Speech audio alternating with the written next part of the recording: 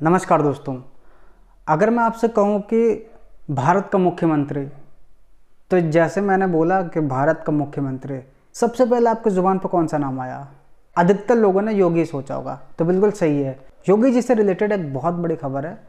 जब ज्ञानवापी में पूजा अर्चना की अनुमति मिल गई, जब पूजा शुरू हो गई, तो ये बात कई लोग पचा नहीं पा रहे हैं बिल्कुल भी कि ऐसा कैसे हो गया।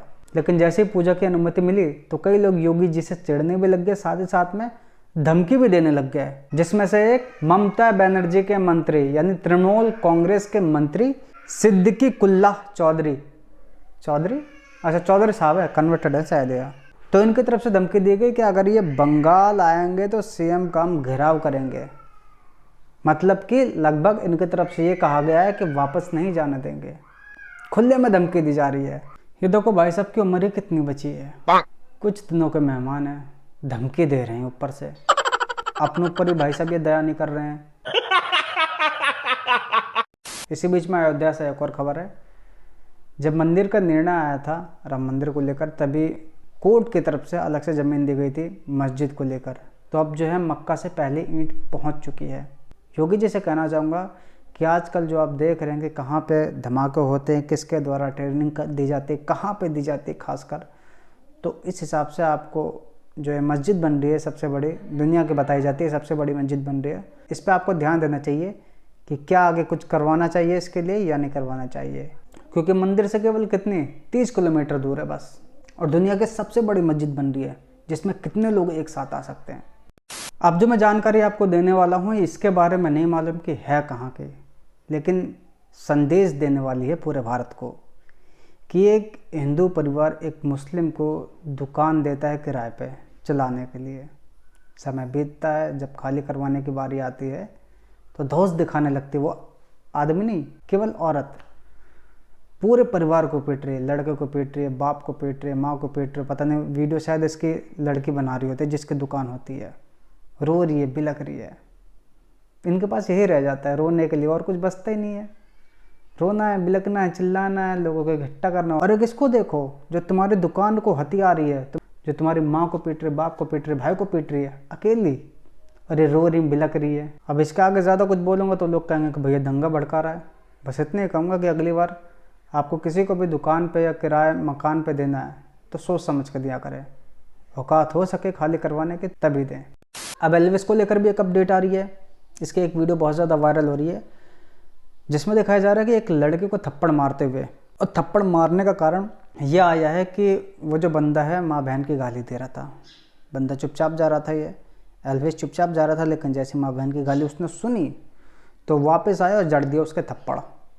अब अधिकतर लोग कह रहे हैं कि भाई नहीं, थप्पड़ नहीं मारना चाहिए था, उसको मुंह से समझा देना चाहिए था, उसको कुछ बोलना चाहिए था ताकि अगली बार ऐसा ना बोले। अधिकतर लोग ऐसा कह रहे हैं।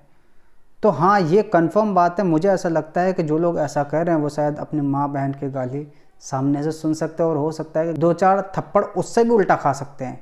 लेकिन यहाँ भैया हमारे जैसे भी ऐसा कोई नहीं है कि जो माँ बहन की गाली सुना और चुपचाप मुँह पे वो भी चुपचाप निकल जाए। ऐसा नहीं हो सकता भाई। मुझे तो ऐसा लगता है कि जो लोग ऐसा कह रहे हैं ना कि भाई थप्पड़ नहीं मारना चाहिए, उसको मुँह से समझा देना चाहिए, उनके भी थप्पड़ जड़ना चाहिए जो ऐसा कह रहे हैं। थप्पड़ तो बहुत छोटी चीज़ है, बहुत छोटी। जो एल्विस को गाली दे रहा था वो कोई मुसलमान था शायद। अब किसान आंदोलन की भी कुछ जानकारी आपको दे देता हूँ।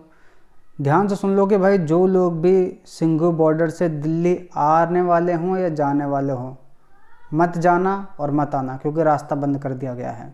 क्योंकि पहले लोहे का बैरिकेड, फिर सीमेंट का बैरिकेड, फिर उसके बाद में कंटेनर रख दिए गए हैं। और लाल किले की बात करें तो आम जनता के लिए फ़िलहाल बंद कर दिया गया है। लाल किले के सामने बैरिकेड भी लगा दिए गए हैं, कड़ी सुरक्षा कर दी गई है, ताकि जो पिछले साल घटना हुई है, जो पिछले साल देशद्रोहियों ने कार्य किए हैं, उस तरीके से देशद्रोही दोबारा कार्य ना कर सके। मेट्रो की बात करें तो पटेल चौक, 12 खंबा, राजीव चौक, उद्योग भवन, केंद्रीय सचिवालय, जनपद और मंडी हाउस स्टेशन में एंट्री और एग्जिट के लिए सीमित गेट का इस्तेमाल करें, और वहाँ पे भी जांच करी जा रही है सही से।